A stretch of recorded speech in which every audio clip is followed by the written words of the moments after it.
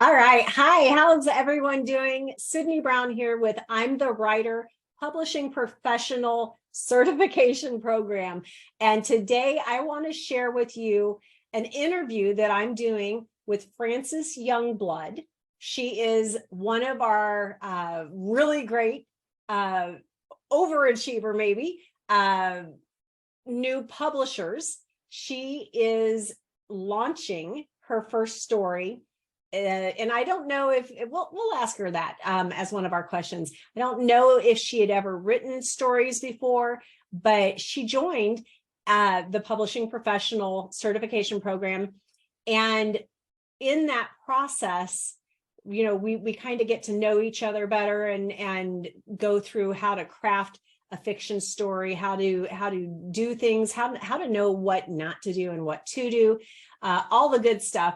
But here we are at the end of her first book, and I really want to introduce you guys to Frances Youngblood. Now, Frances, it's great to meet you, and I say that because obviously we've been working closely together, and I already know you, but you're now a published author, so congratulations for that.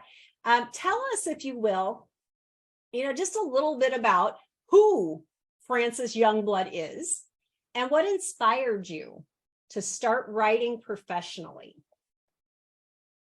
Well, first of all, thank you. I'm very excited. I am, first and foremost, I'm a mother and I'm a grandmother. I'm a family girl. I love family and friends and spending time with people and helping people. That's a big part of who I am and what fills my cup up. I suppose that I've always loved to write. Since maybe 7th grade is really when the bug hit me.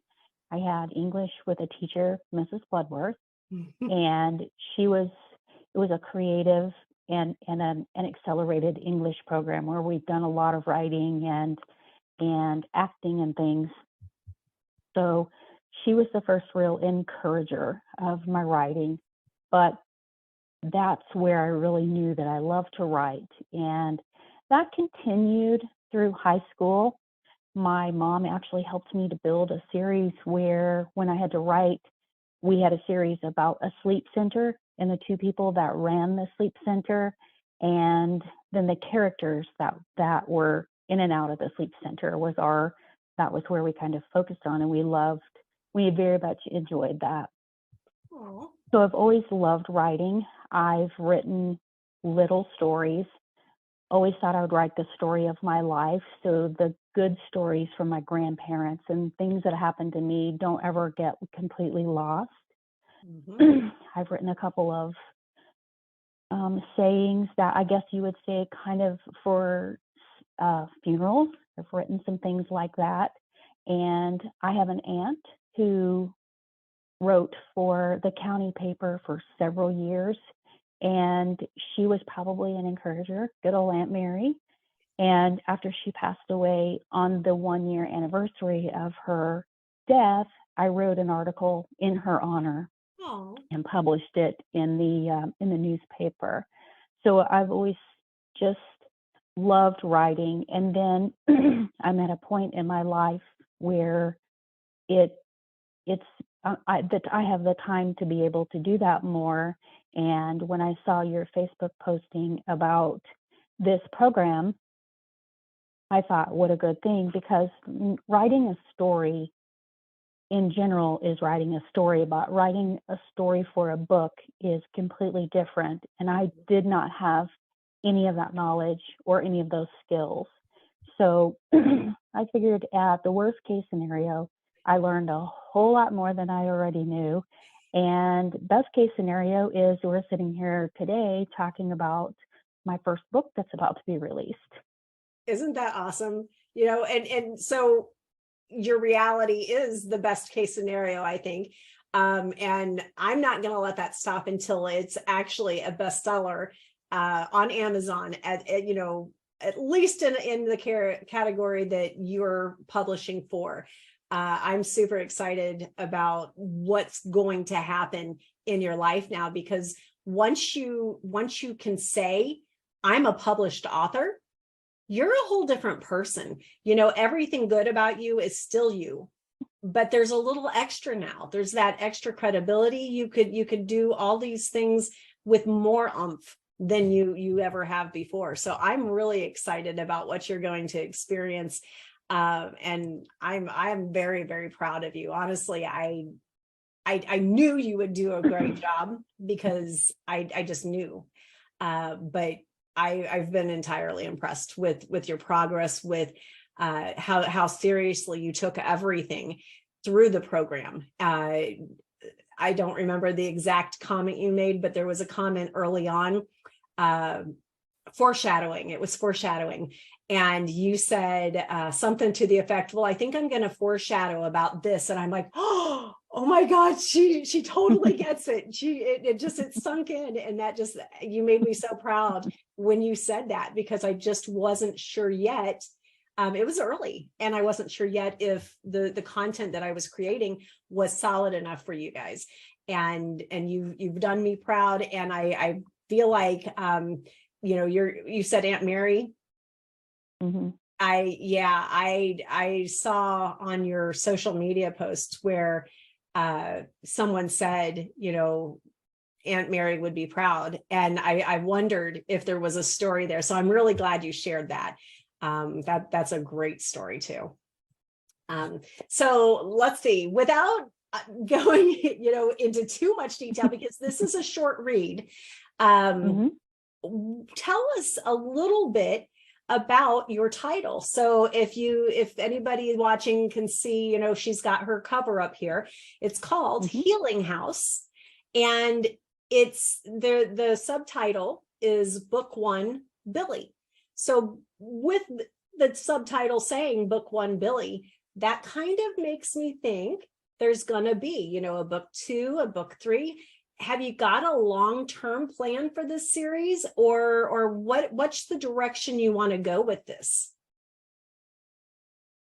Right now, I would say that the long-term plan is book two, which I have studiously worked on my outline. It's about 50% done. Awesome.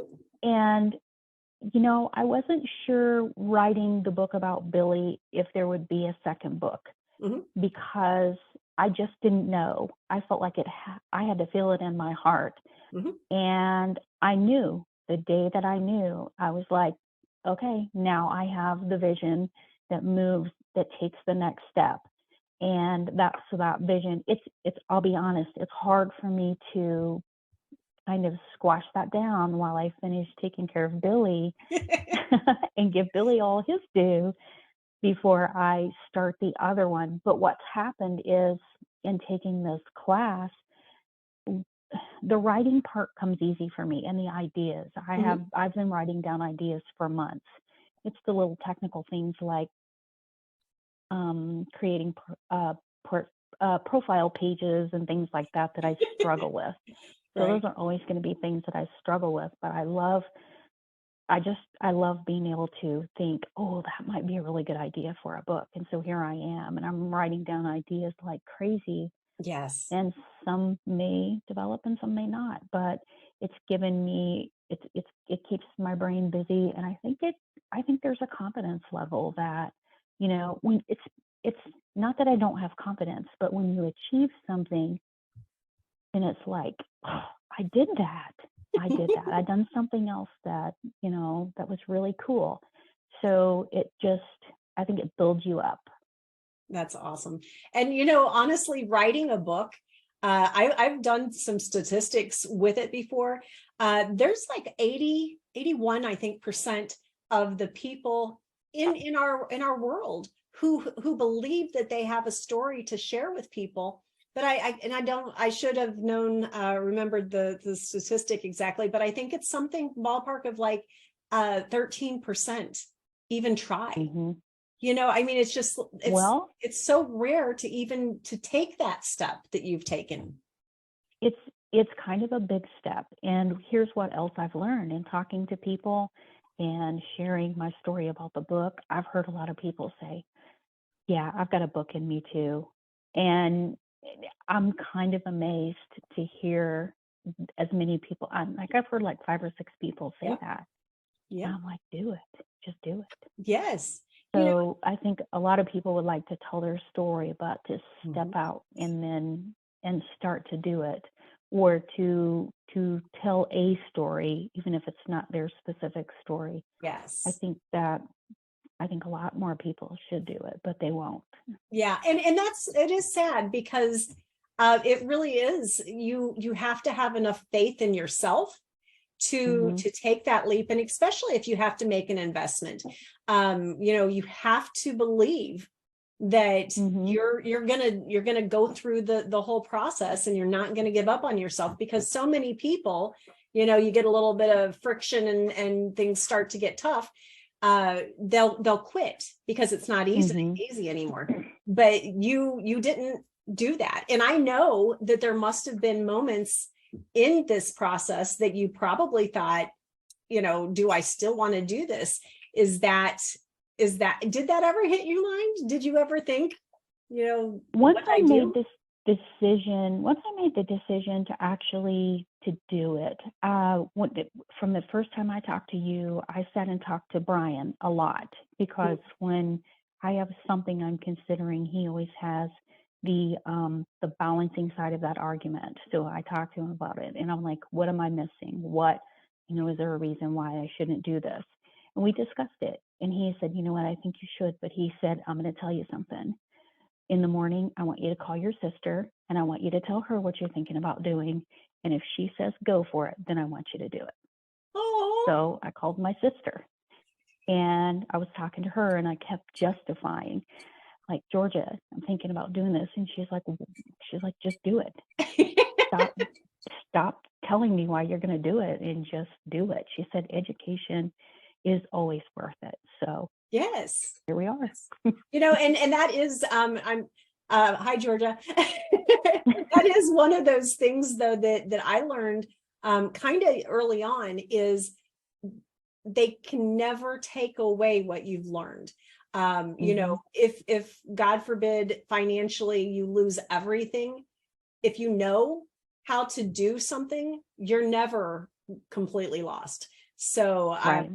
I think that's great advice for anybody, but especially if you just need a little extra a little extra belief in yourself, because sometimes we're like, ooh, I don't know, this is this much money, and I don't know if I can do this. I don't know if I can justify it. And our biggest, especially as women, it's like, am I worth it? And that's what makes me really proud is of my first class, everyone was women. We were all female, and I love seeing a woman who believes in herself enough to stand up and say, I'm doing this, and not just doing it, in word, but you actually put the action into it. So tell us a little bit, without the details, what is Healing House about? Healing House is about a little boy named Billy who has struggles at home, and he also has struggles at school. And it's tough because he's like every other little boy. You want 10-year-old little boy. They just want to have a decent life. And he finds healing in this unsuspected place, in the Healing House, and an unsuspecting even person that is able to bring that to him. So that's kind of the short of it. So looking at the cover, it looks like an abandoned house or something. Is it? And I see smoke. Is the cover indicative of what the reader's going to read about? It is. There's enough detail for the reader to make their own picture of this in their own head. So I've given some specific details where you're going to hear that, and it's going to take you and make your own idea of what the healing house is. Like this, it may look like this on the outside to you, and maybe it looks a little bit different, but the description is there for the reader to build that visual in their own mind, which I think is a better experience rather than me to try to tell you what it is. I'm going to show you and build that vision for you. Beautiful. That's awesome. Okay, so let's say Healing House is a big hit, and you said that there's already going to be a book 2 now, because and you weren't sure, but once you got, there was something that struck you and you knew that, yeah, there's going to be at least a second book. Are there any other series ideas or other book ideas that are in your future? Are you, what else is in your future, do you believe? I believe that there's a book that's going to possibly be called Allison's Flowers. Oh. It's probably going to be fiction, but based on some details of a true story of a girl from Oregon who was, she went missing, and she was missing for 6 months. And it turns out that they had driven past her. They found her body in a ditch, and her people had driven past her every day for 6 months. But because of the way the brush was, of course, they didn't find her. And it caused a big rift between her mom and her grandmother. And her grandmother had some flowers that she planted. And when those flowers went to seed, she started collecting those flowers. And she has passed those flowers on to different people. So Allison's flowers they're in different states. And a friend of mine actually met this lady, and she's the one who told me the story. But I thought that it was such a cool idea for healing. And so I feel like that story needs to be told. And also, I have some of Allison's flowers in my flower bed in front, because this grandmother gave 6 bags of flowers to my friend and asked her to plant them on her way back from Oregon to Missouri.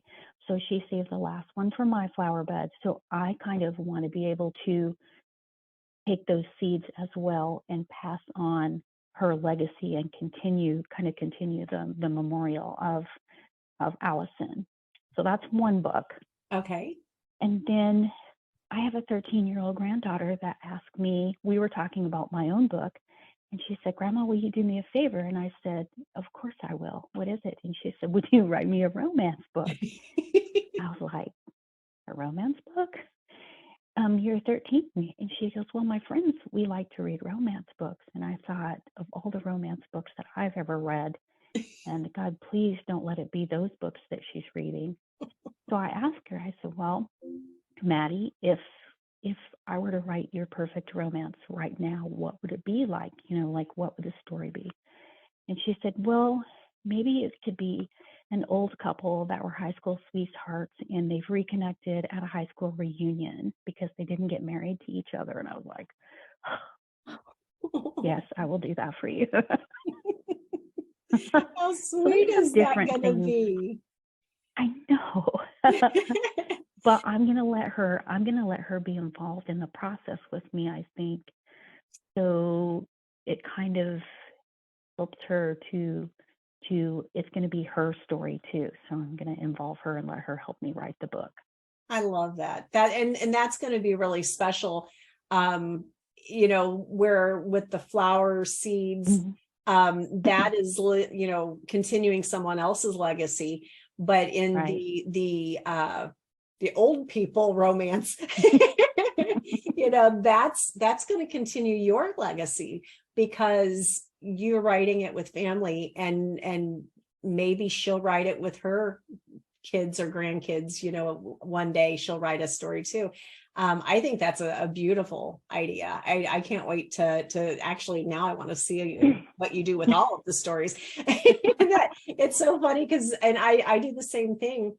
When you get an idea, once that creative floodgate of ideas opens, it just, you can't turn it off. And sometimes it's hard to get it to turn on, but once you get it, it's just like, oh, I should do that, and now I can do that. And it's like a floodgate, straight out of your soul. It really is. And it sounds like you've got, what do you think, a couple years worth of ideas? Probably. I have, I don't know, probably 6 or 7 outlines actually started with Oh, ideas that are in various stages of completion. right. And when I think of something, I go pull that one out and write on it and then put it back. And, some of them just have a couple of things and some of them are fairly detailed. So as I think about it and the story progresses, I'm just adding to it. Right. Oh, that's so awesome. So do you see yourself staying in fiction, or I mean, because it sounds so far like fiction is kind of your lead, but I remember when we first interviewed about you coming into the program, you were thinking something nonfiction as well. Do you want to talk about that, or is fiction taken over your heart, or what do you think?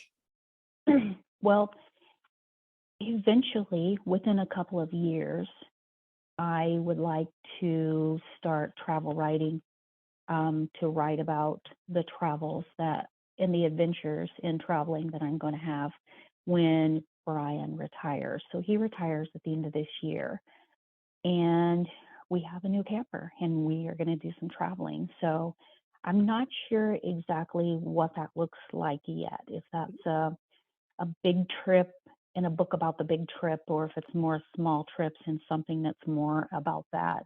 Right. So that will that's always going to be right in the corner of my mind. And then I have ideas about, I'll tell you, I think it's been about 5 or 6 years ago, we took a 2-week trip out west, and we went 6,500 miles in 2 weeks, and it was awesome. But I want to go back and do that same trip and take a month to do it, because there were so many awesome things that we just kind of waved as we passed by. Right.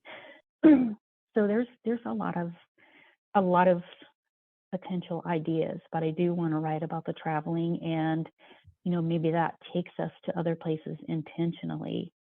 So we can do that. So that may be another path that's within a couple of years.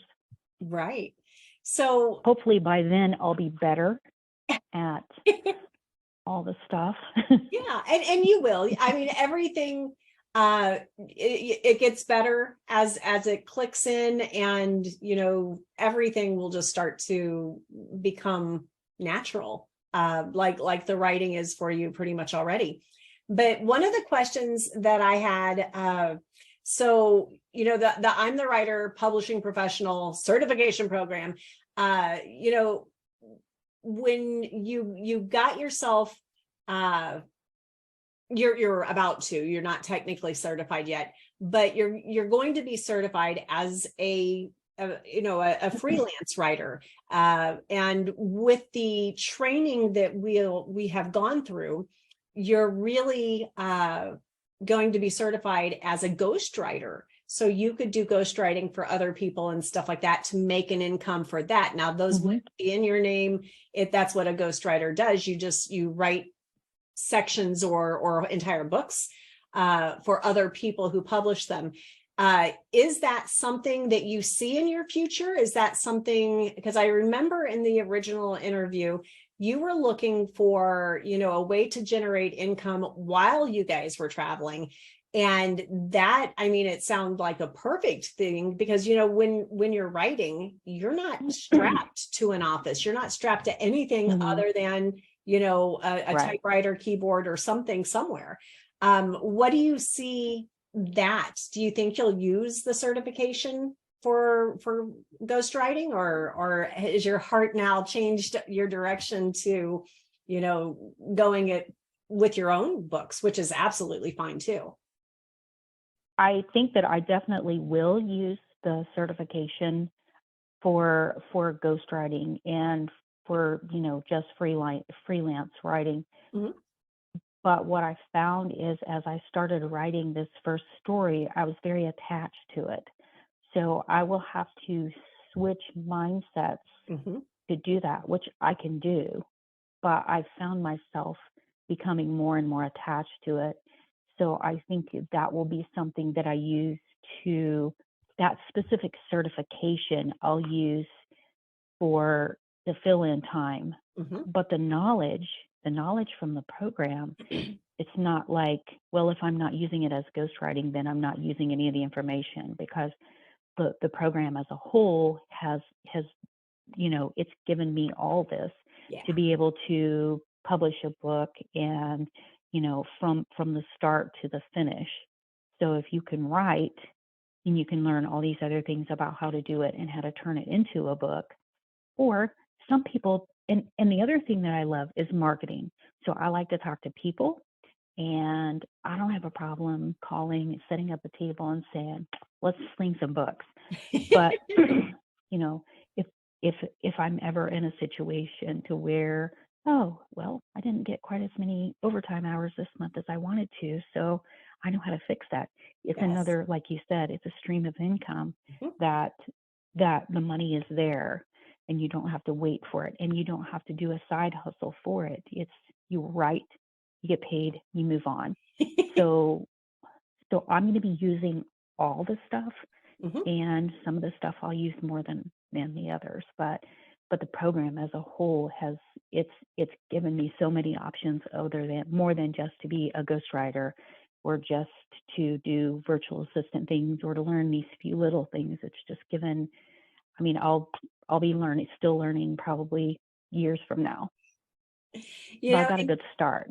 yeah, and I love that you said that, and I appreciate that, because when I first created the program, I really wanted to help people generate income. That's as far as I saw, because a lot of us are in survival mode, and Hmm. just barely, paycheck to paycheck, just surviving. And sometimes you want to be able to earn a little bit of money, but you may have, kids, you may have, dogs, whatever it is that you don't want to leave your home, different things like that. And so I was trying to figure out, what can I do to help this market or this demographic of people. And then I created this program that really is more, like you just said, it is more than, a freelance or a ghostwriter training, because as we evolved through the first round, or the first class of students, it really surprised me that everyone had a similar outcome to what you did. Is they fell in love with their story, and Hmm. yes, they will be able to earn income, but maybe their goals, and maybe their realization has changed, and now maybe you have enough faith in yourself that you're a published author, and you're going, um you know like, especially with you, you're not afraid to say, hey, here's my book. And I think the sky's the limit for you. I really do. um One other thing that I want to kind of just throw out there, um what would you say, and I know that, I mean, I feel like I understood your mindset for going into this. What would you say the one thing that your biggest takeaway from the program has been? What did you not expect out of this?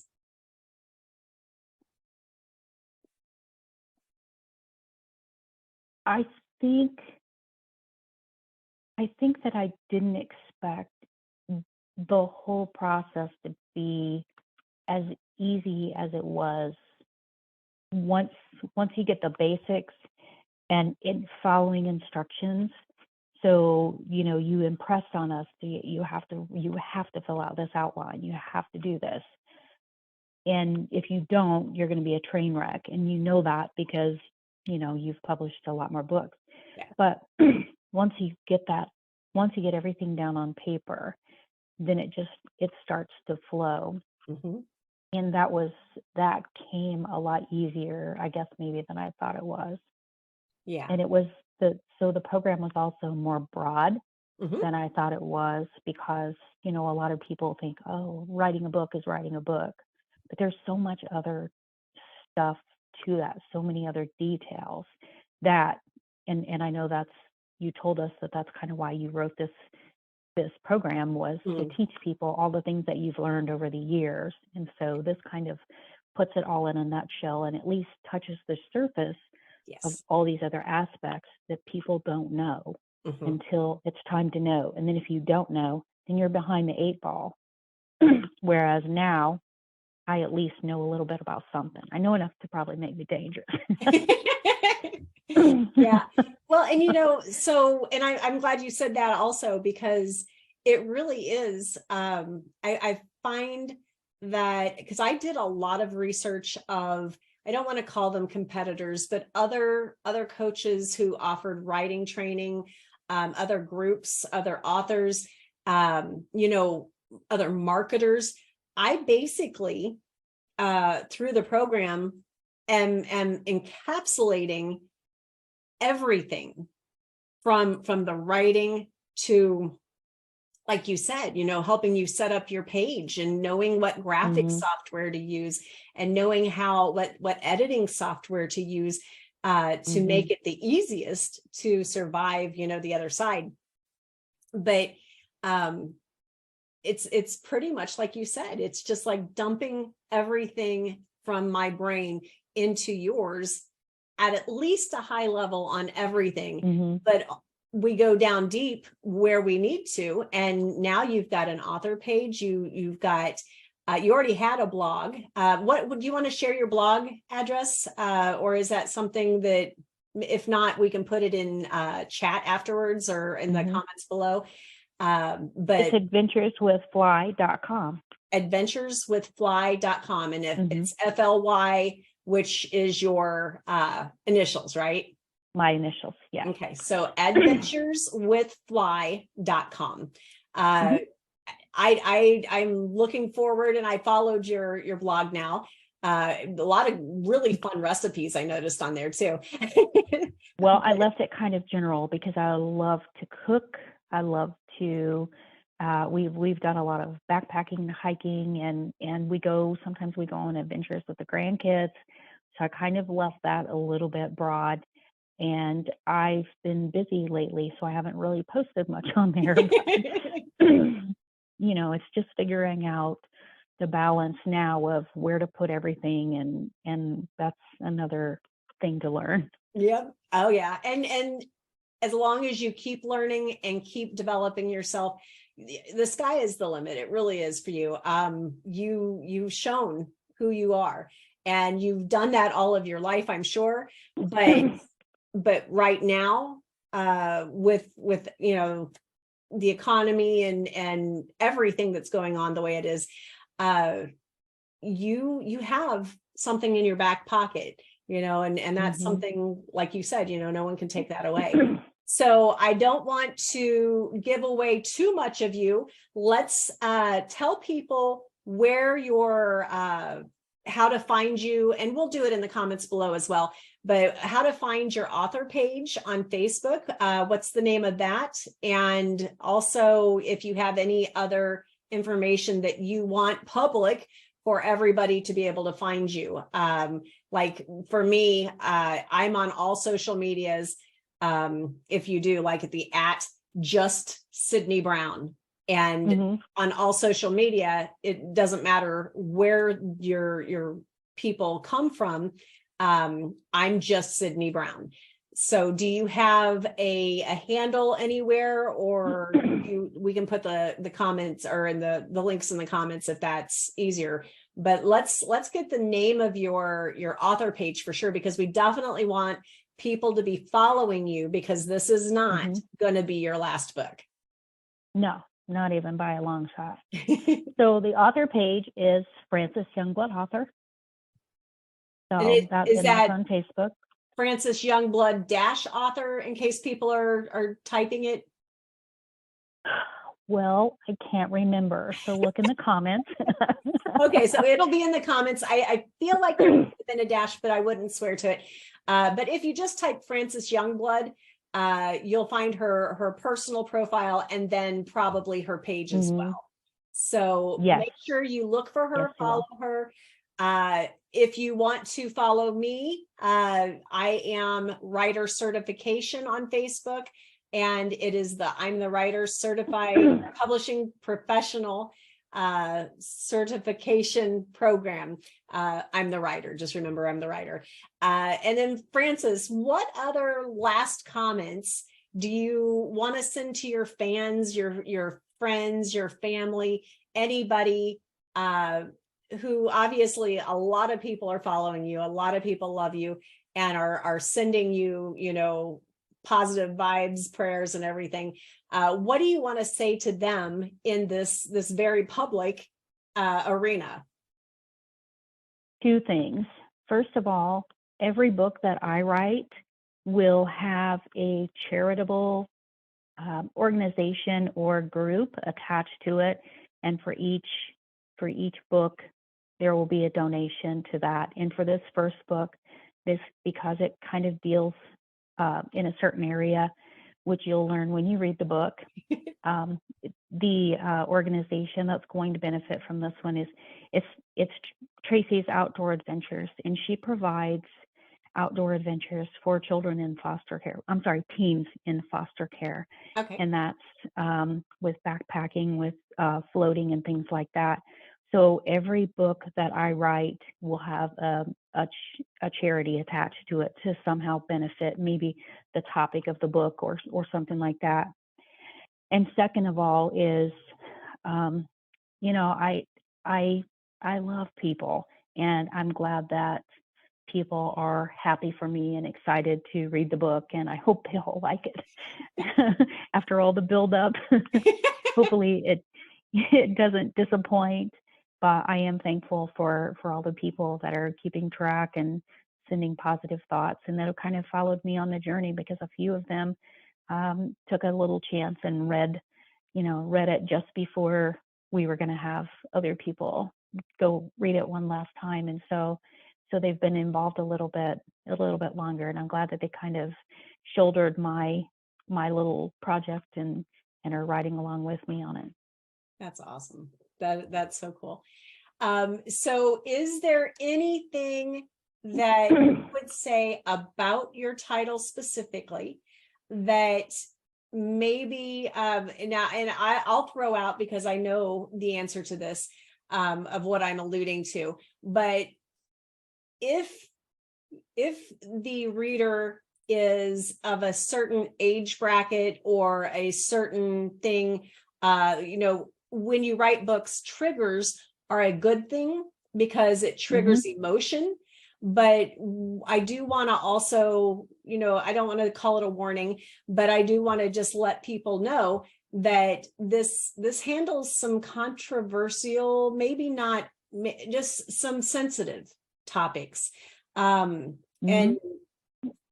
if you it's safe, it's intended for ages probably 10 and up. Would you say that that's about right? I would say yes. But if it's going to be a child, then maybe you would want to have a parent or an adult have a conversation, maybe before or after they read the book, because I think that it's really good to have conversations about books that are really important. And I think that your book is incredibly important. And I think that it's going to help a lot of people. I genuinely do. I believe that. I hope that it does. All right. So thank you so much, Frances, for your time. And I really am looking forward to following your new career. guys, if you're writing, you can do this as a side thing. You can make this your whole thing. But believe in yourself enough to at least, you know, explore the possibilities of what your future could be. I am, you know, they call me, and this is kind of hokey, but they call me the dream builder, because I genuinely believe that every one of us should always have a dream and a goal, and you should always be putting energy every single day toward that goal. And Francis, you already had the goal. I didn't have to waken anything in you.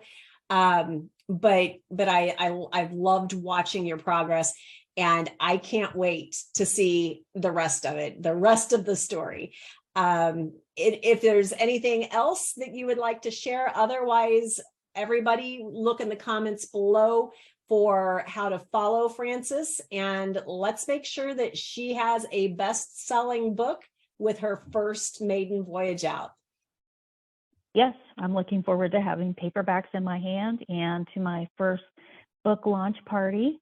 That's on January 29th. So I'm excited about that. And, you know, we'll see what happens from there. Oh, so excited. All right. All right. Well, thanks so much. And everybody follow Francis, and we will track her progress on my TLM Publishing House page as well. We'll probably connect back and forth on our pages. So if you find one, you can find the other. So have a great afternoon, rest of your day, and we will talk to you soon. Okay, thanks. Bye. Bye.